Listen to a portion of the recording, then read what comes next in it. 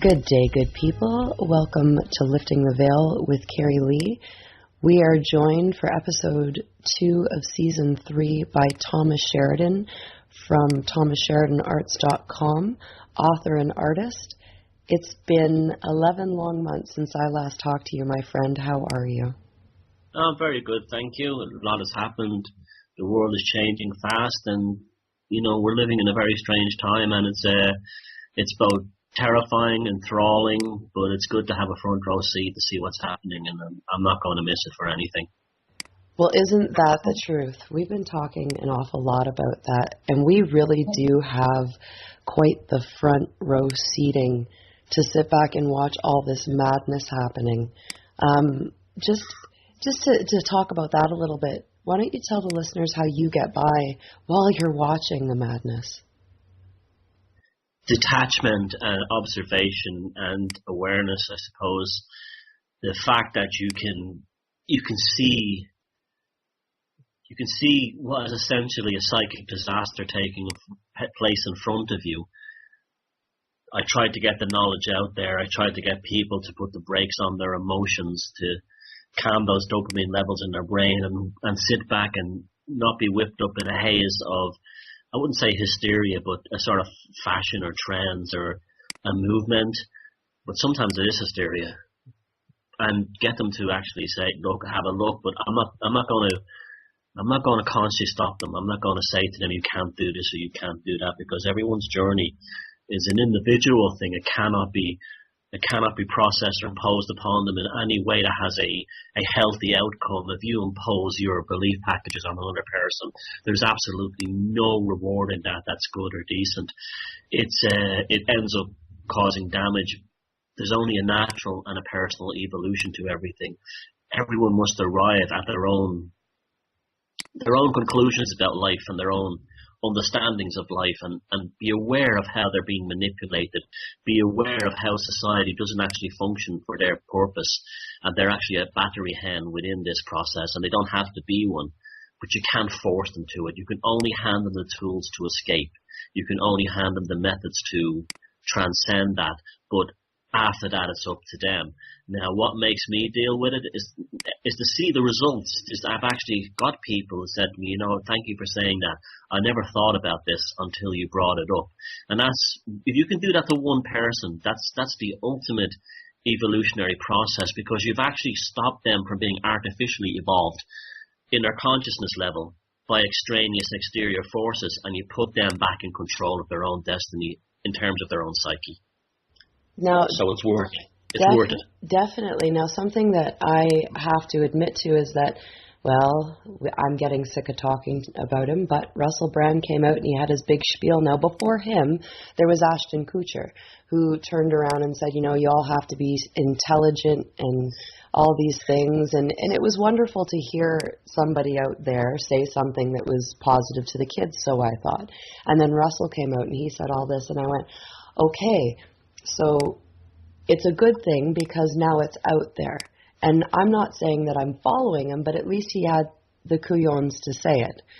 And then you came out and you went, whoa, wait a second.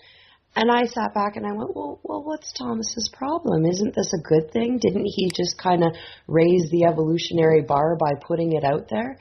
And then I listened to your interview on Red Ice. If anybody hasn't listened to that, please do. It's the purple pill. Fantastic. And I got it. And it was really silly to me because as I sat back and went, oh, right, I already knew this. How did I let myself become duped again? It's that easy. But you forgive yourself and you move on, and then you take what you know and you work with it. So thank you, because I was one of those people. Yes, but it's very easy to be duped. It's not a sign of having low intelligence. It's not a sign of being a follower. It's a desire to want a better world. It's a desire to want, a better construct within this reality that serves yourself and your family and the people you love better. And that's what's driven by it. But that's also a powerful magical spell. If you put that in the wrong hands of the wrong people, it can lead to disastrous results. We've seen this all through history. it's very easy for us. And then what happens then is that you then hand over your own personal destiny to this panacea that you have no control over. A friend of mine gave the analogy of a ship being driven at sea. The captain can turn the wheel on the deck all he wants, but if somebody breaks that rudder or refuses to put fuel in the engines, he can turn the wheel all he wants, but nothing will happen. What happens is that when you get caught up in something like that, you're throwing the fuel into the engine, and you're moving that ship, the ship of consciousness or this ship of ideas along, but you're not controlling it. You're just feeding the engines. You're just supplying the power. Ultimately, the captain on the deck is the one turning and steering the wheel to go where he wants to go and not where you want to go below deck. And that's what was happening. We were all below deck. We were all acquiescing our own independence to one authority figure who was steering the agenda, and he was steering the agenda in ways I was deeply uncomfortable about.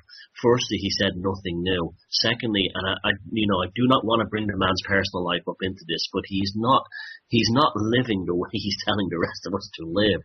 He is tied up with the most powerful elite banking families in a very personal, close sense in his own life.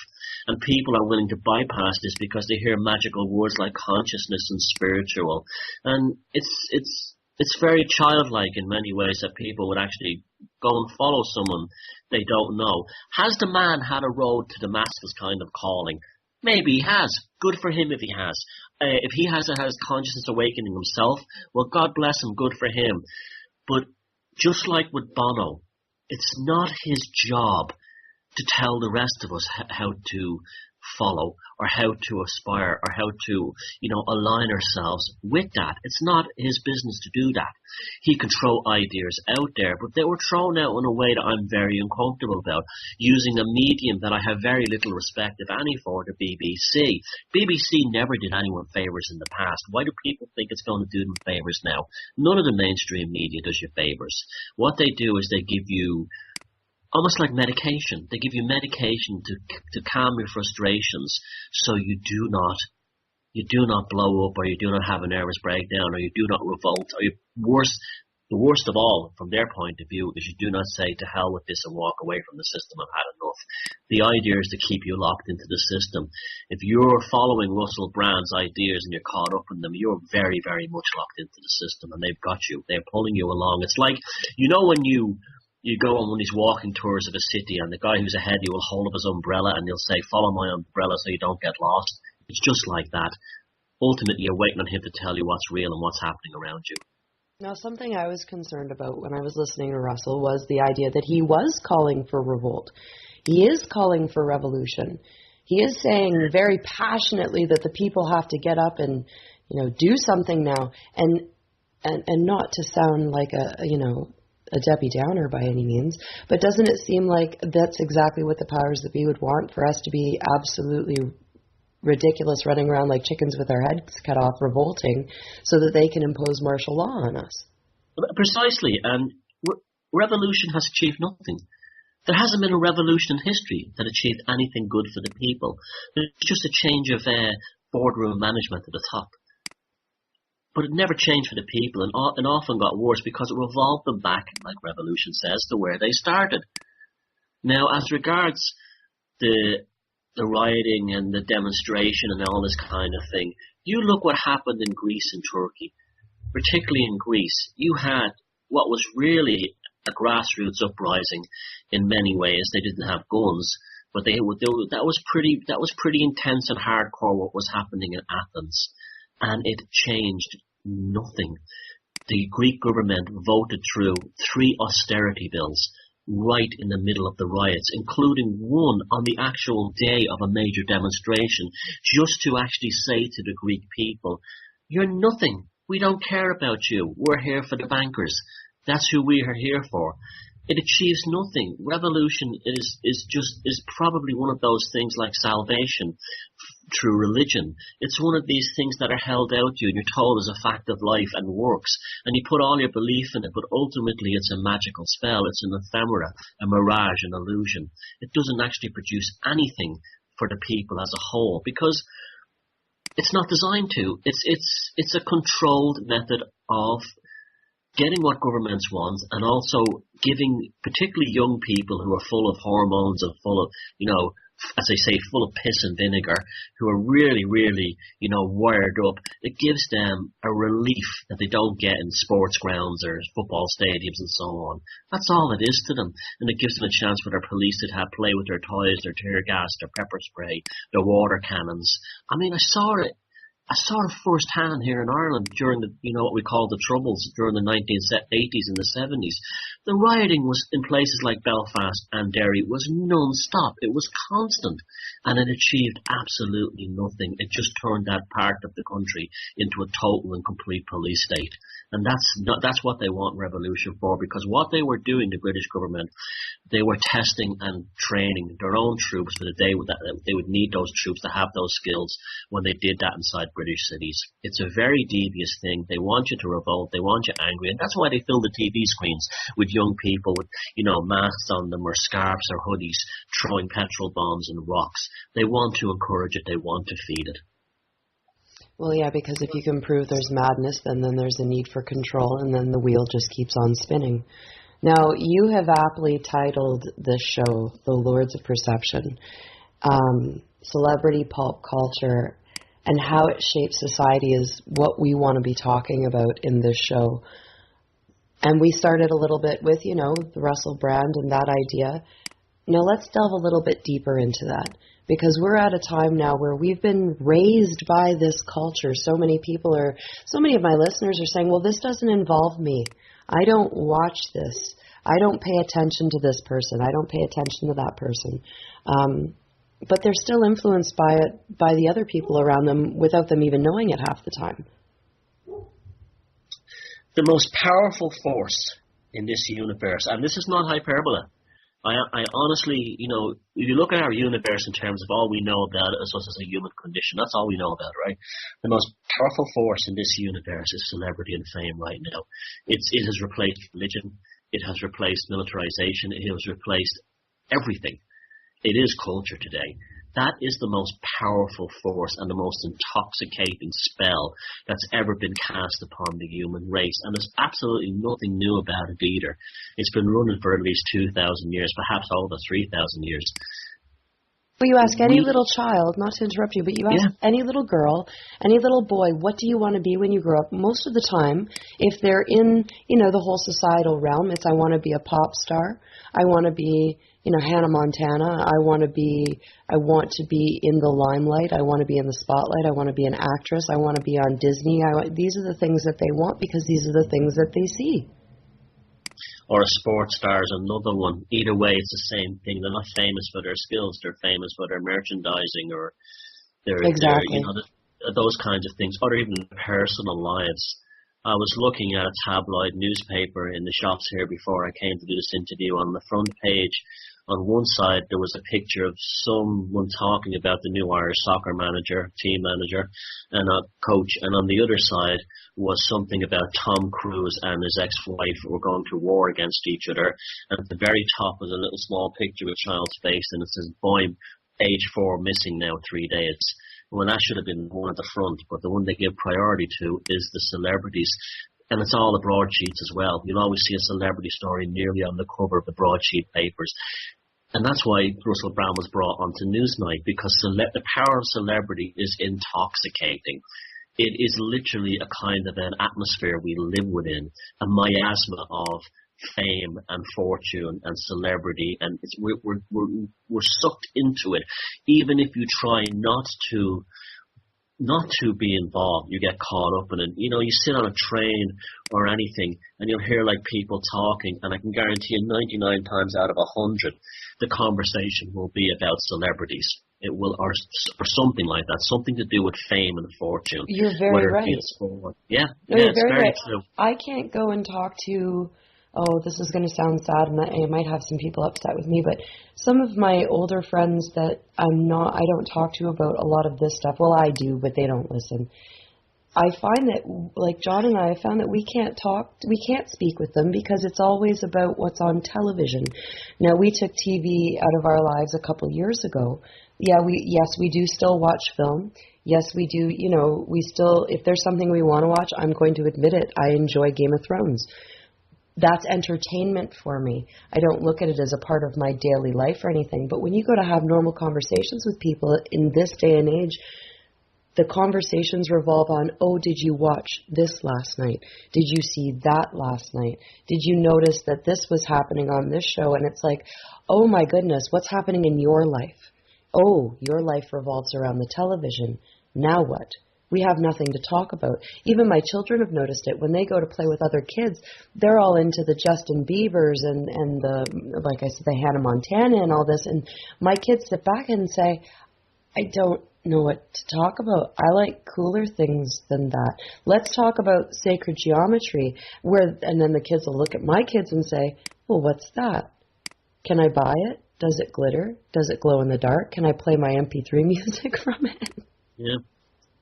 That's been like that a long time. I remember when I was a kid going on a scouting trip, and the kids on the scouting trip, all they were talking about was football and things like that. And we were in the countryside on a beach, and we saw this amazing aurora borealis coming over the sea. And so the scout troop leader took us down, and these were adults, down to the beach to see the aurora. And everyone was being amazed how beautiful it was. And I turned around and said, because I was always been interested in astronomy even as a kid. And I turned around and I said, what causes that? And I says, it's magnetic particles from the sun hitting the upper atmosphere. And there was a pause. I'll never forget that when you say something that people don't register, and there's that kind of pause, it's the silence. Yeah. It's the first time in my life I'd ever heard it, where it's the silence that's beyond silence. It's silence that hits you like a sledgehammer, right? And then one of them turned around and said, what are you on about? It's nighttime, there's no sun, and they all burst out laughing at me. They had no concept that the sun was on the other side of the world, and we were seeing the particles streaming over the top of the North Pole and being seen on this side.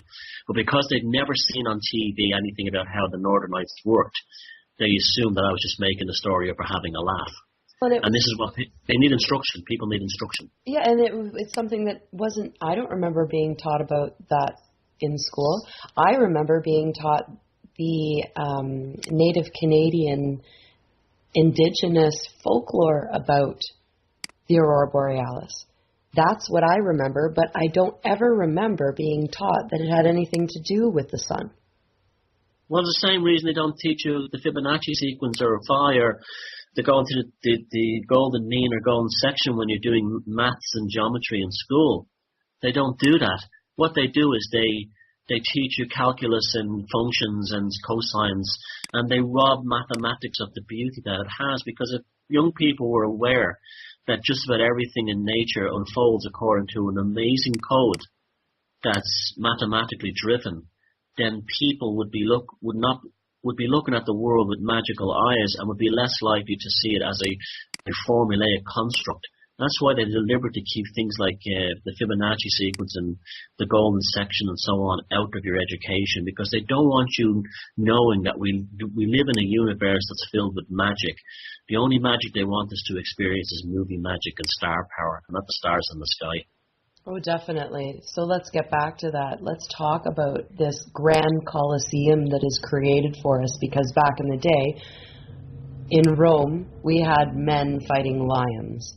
And that's just not something that we can have. We can't have our gladiators fighting lions anymore. Now we have things like, Miley Cyrus twerking with Alan Thicke's son on television, and you have Russell Brand talking when there's more serious situations going on back home. From what I understood, you were talking about Seville, yeah?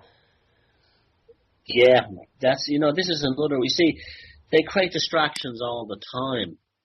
Now, the first thing you spoke there about was the Colosseums. That's an interesting one because, in the past they threw Christians or even people with Down syndrome to the lions for entertainment in Rome. Nowadays, we have all kinds of shows like Jerry Springer and Big Brother and all these kind of reality TV shows where you humiliate somebody, like a Jersey Shore, where you laugh at a person in it. or these, these sort of like shows where they take a nobody, put them on the stage, and it become an aspect of ridicule. That's a very ancient thing that goes right back and still exists in some African indigenous cultures. If you read The Golden Bough, which is a classic on esoteric and the study of magic and religion by James Fraser back in the 1890s, he talks about regicide and the slaughter of the temporary kings. And this is directly what's happening here with these people who have no talent and are given fame for us to both ridicule and admire at the same time because they're famous.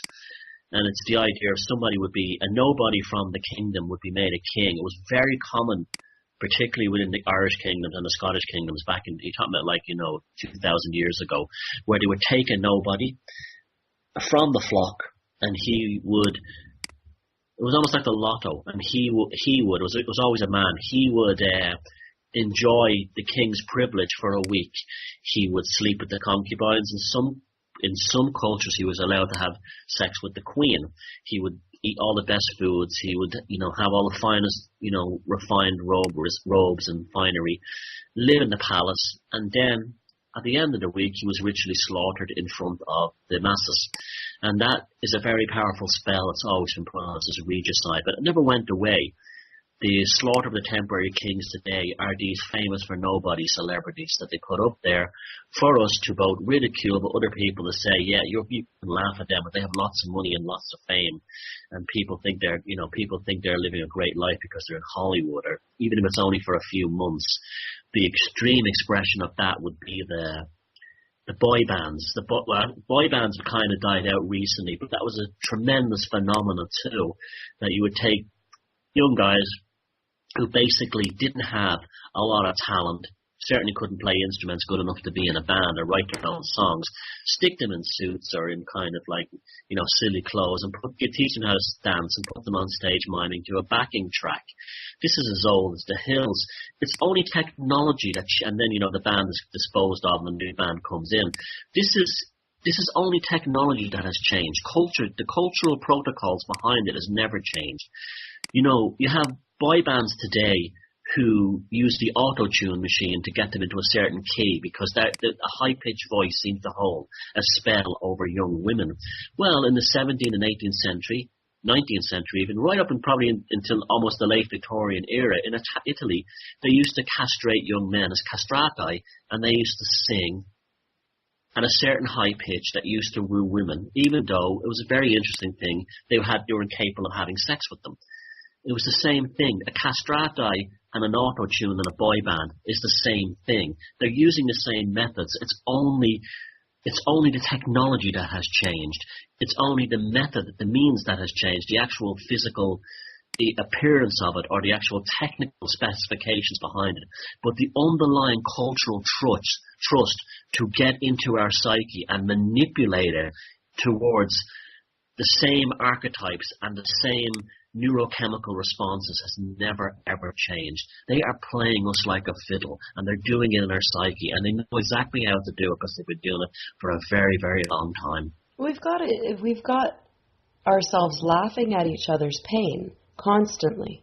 I was thinking, it was funny because my kids, they'll go on YouTube and they'll grab something, and my daughter decided, I'm going to watch some of this old reruns of America's Funniest Videos. Now, every third clip you see is somebody getting kicked in the groin or harming themselves, and we're all laughing at it. Now, if you sit back and think, if somebody you love is getting harmed, are you going to laugh? Or are you going to reach out and help them? We're sooner, even now, that if we see one of our comrades get hurt, we'll giggle. We'll still want to help. We'll feel awful for it. I'm guilty of it. That's a weird one. That's a really strange one. That's a relatively new one, too.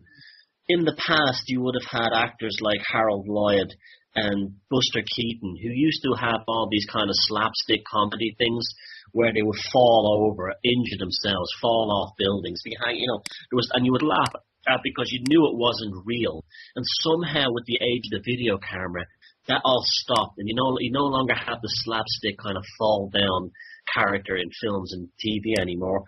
What you got was people watching the same thing, but it happening to real life in video. again, when people watch these like America's Funny Home Videos and all these other shows, they don't believe they're looking at another human being. They believe they're looking at an actor. See, because it's on TV, it affects them very, very differently. It targets their subconscious. In real life, the people who are probably laughing at that, if you were at that wedding and that guy who was standing on the table fell and landed on his back like that, you probably would run over. 99% of people would run over and see, gosh, you okay? But when they see it on TV, the same 99% of compassionate people, because TV is such a powerful thing, and because you have the canned laughter and the little kind of ridiculous intro by the comedian before the clip is shown, you're conditioned and trained how to laugh at it. But in real life, you wouldn't have that response. But Carrie Lee, this is what frightens me. That's now changing. People are laughing at other people having, issues and falling and stuff like that. And that was always a thing associated with immaturity, teenage boys. I've done that. You'd laugh at your friends if he fell off a motorcycle or something. Once he didn't kill himself or something, you'd laugh at something that was silly that happened on a construction site. But that's now being extended into everything, and that directly comes out of these home video TV shows. You're absolutely right. I never thought about that one. But again, our morality has been skewed. And also, if you don't know them, it's funny. You understand? So if there's a stranger on TV having an injury or falling off a bike or something, it's funny.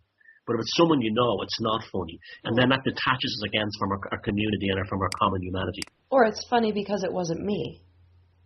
Yeah. It's funny as long as it's not me. If it's me, then it's not funny. But if I watch somebody else do it, then it's hilarious. It's very backwards. There's no compassion left. Well, we're desensitized. I can remember the first time I saw the Godfather movie, I think I was about 14.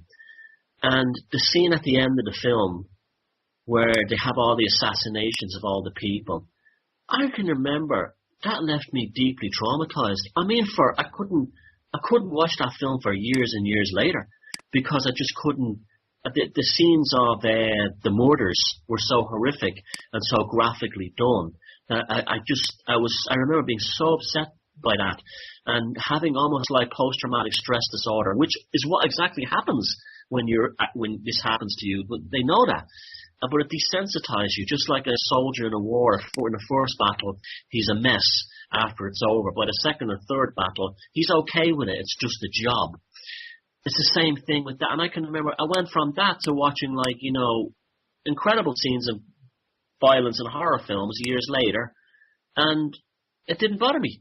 Now, why did that happen? It happened because I was desensitized. It happens because the culture changed my compassion to make me a less sensitive person. Why?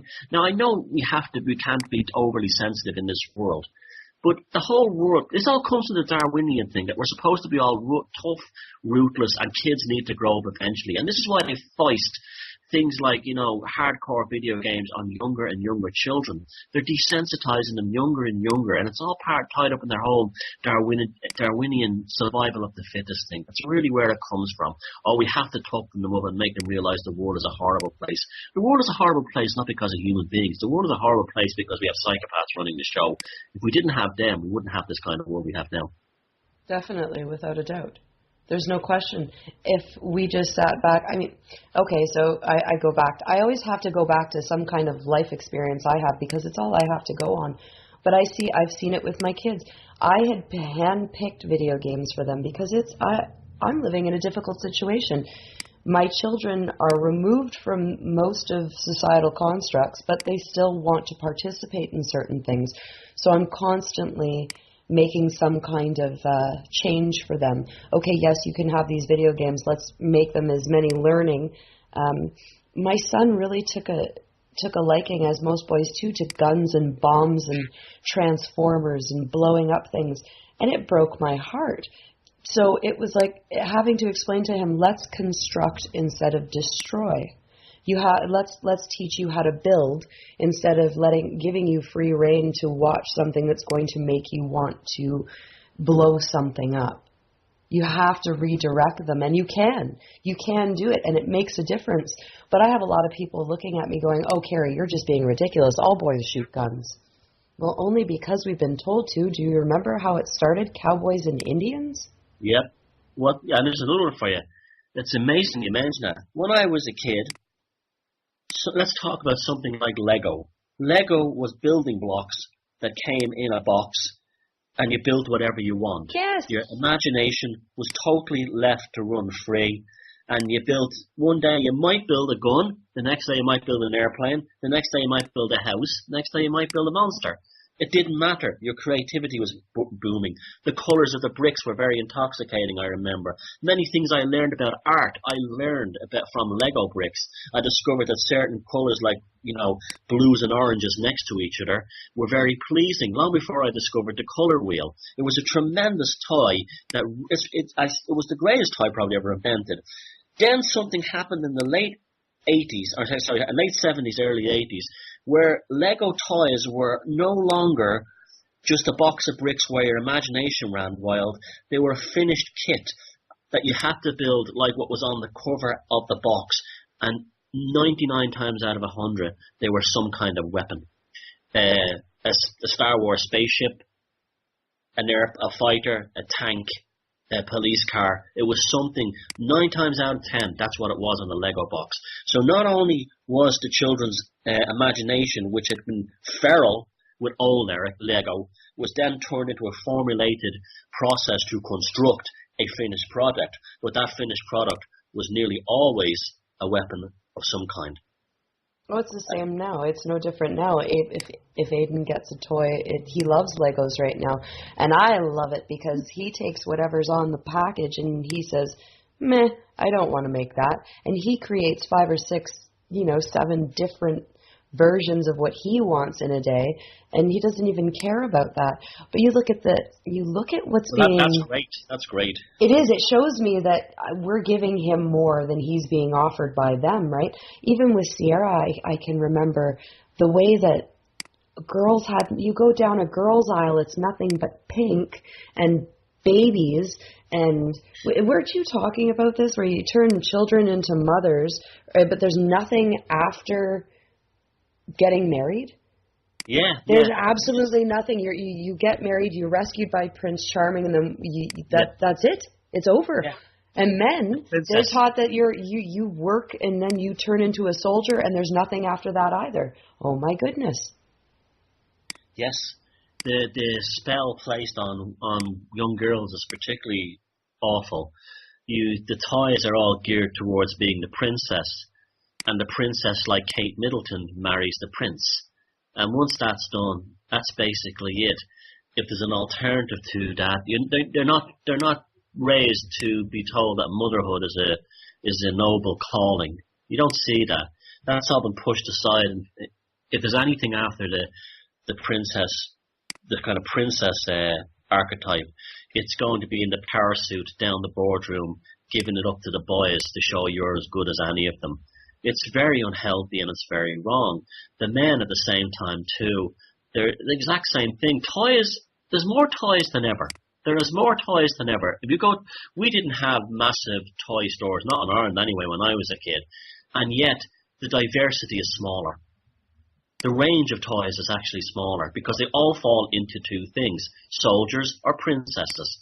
When I was younger, there was a bigger range of different kinds of things. Now, yet there was girly dolls, but there was also things like, everything was, a lot more creative things were available out there that were like Lego, like these other construction sets, like Do you remember Spiral clay? Spiral Yeah, Spirograph, sacred geometry. We were getting sacred geometry as a kid. Exactly. You can't get Spirograph anymore. I had to go online to get it for my kids, and I urge everybody to go online, go to eBay or wherever you can purchase something used from. Get your kids a Spirograph kit. I have one. They love it. Yeah, and that's a toy that appeals to boys and girls like Lego. But again, this is a cultural protocol, is to cause division between the males and the females. There's a distinct demarcation line where a boy is this and a girl is that, and that's it. But at the same time, too, they're confused in other ways. Then they bring them up in their lives saying, you're a boy, you like this, you're a girl, you like that. And then when they reach adulthood, they say to themselves, hey, but there's lots of other variables in between, so don't be stuck in either one or the other. So they raise you one way and then tell you when you grow up, it's not really like that. And then you end up confused, bewildered, distorted, and you don't even know how to take care of yourself. You're waiting for instructions. Okay, Miley Cyrus. I have to, because she fits right into this now. We've watched, I sat back and kind of watched what she's been all about. And the level of MK Ultra being used on her, I don't know, but it's sickening. Now you look at this beautiful little girl who is absolutely I can't imagine she's okay. She has to be absolutely confused within herself. What is she, what are we looking at here? I guess that's what I want to ask. What are we looking at here? Because we're looking at kind of a eunuch of a woman-boy thing. They're really pushing the whole idea of I don't want to say transgender. What's the word I'm looking for? David Bowie, Mick Jagger. Asexuality, yeah. It's almost like a female version of the Dionysian cult. Let's talk about her age first, right? She's 20, okay? She's not a little girl. Let's start with that. She's 20. When I was 20, I was living in New York City, playing in a goth band, and I was surrounded by girls that were even more hardcore than that. But they were 20, okay? Her thing is different, right? The difference with her is that she is aimed at 8-year-old girls, whereas in the past you had Nina Hagen and Susie Sue and the rest of them. Their music and their image was aimed at adult women, late teens on. Where what has happened with Miley Cyrus is she was brought in with 8 and 9-year-olds, okay, as the Hannah Montana thing. And they were nurtured and fostered into this archetype now, unnaturally. Now, at the same time, too, her previous incarnation of Hannah Montana is still appealing to 8 and 9-year-olds and 10-year-olds. And what are they watching? They're watching the version of her now. So where there should be a distinct demarcation between what young children like and young adults like, there's not there. There's a complete continuous seam between prepubescent children all the way up to the sexuality of someone in their early 20s. And this is a social disaster in the making. I don't care what people do in their own sex lives, adults do in their own sex lives among themselves. I don't care. I'm not interested in that. I don't have if they're out there and have an out there image. I mean, I grew up with Susie Sue and Nina Hagen and all the rest of them. That's okay. The problem is that's not for little kids. And that's what the Miley Cyrus thing is doing. She doesn't know that she's doing this for little kids. Now, here's something else that drives me mad about that. Her image was sweet as pie. She was the innocent little country pop singer, and then she turns into this. So it's almost like a transformation to the whore of Babylon. And all the time you have all these people around her telling her he's wonderful. They've done this over and over again because they don't want us having any kind of innocence. They don't want us having any kind of wonder. They want this hard and cynical, but more importantly, it's driven by money.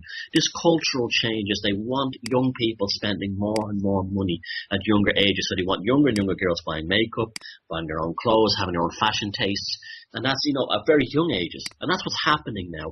Is she programmed? I don't know. Her father's certainly a strange person. I don't know what to know. I've seen some very bizarre pictures of him and her together that were bordering on incestuous. And I'm not saying there's anything going on there, but it's not healthy, it's not right, it's not normal. And to say that he's proud of her for what she's achieved nothing. She's standing on stage waiting for people to tell her what to do and what to say with a bunch of teddy bears with kind of transhumanist eyes moving around her.